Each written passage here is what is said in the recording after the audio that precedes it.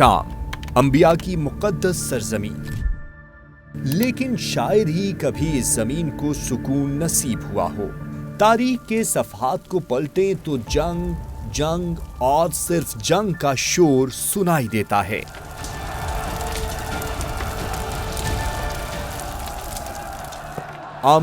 इस जमीन के बासियों के लिए हमेशा एक ख्वाब ही रहा। आज भी शाम दुनिया और खित्ते की बड़ी ताकतों का मैदाने जंग बना हुआ है।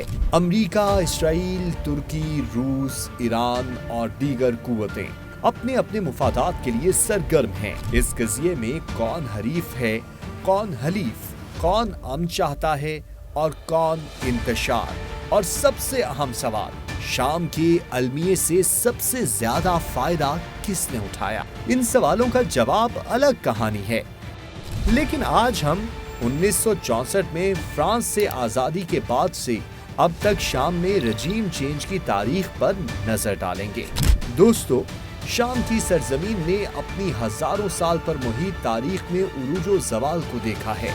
लेकिन अगर हम सिर्फ जदीद शाम की तारीख का जायजा लें तो फिर हुकूमतों की तब्दीली की एक पेचीदा तारीख नजर आती है।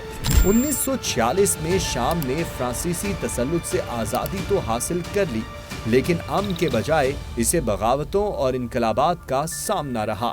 सिर्फ 1949 में 3 बार हुकूमत का तख्ता उल्टा गया। मार्च 1949 में कर्नल हसनी अज़्ज़ईम ने बगावत की और हुकूमत का तख्ता उलट दिया। इसी साल ही अगस्त के महीने में सामी अल-हनावी ने मसल्ला बगावत की, अज़्ज़ईम को हुकूमत से माजूल किया।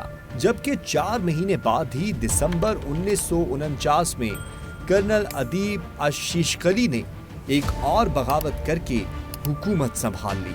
1954 से 1963 तक शाम में बास पार्टी को उरूज हासिल हुआ और 1954 में एक बार फिर अश-शिशकली की हुकूमत को माजूल करके मुल्क में पार्लिमानी जमहूरियत वापस लाने की कोशिश की गई। 1958 से 1961 के दौरान जब मिस्र में जमाल अब्दुल नासिर को उरूज हासिल हुआ, पूरे खित्ते में अरब नेशनलिज्म का दौरा हुआ। शाम ने भी मिस्र के साथ मुत्तहिद होकर यूनाइटेड अरब जमहूरिया कायम की। ये इक़दाम दरअसल जमाल अब्दुल नासिर के मिशन के तहत अरब मुल्कों को यकजा करने की एक कोशिश थी। ताहम 1961 में शाम मिस्र से अलहदा हो गया और जमाल अब्दुल नासिर के इंतकाल के बाद वैसे भी अरब नेशनलिज्म का नारा कहीं दब कर रह गया।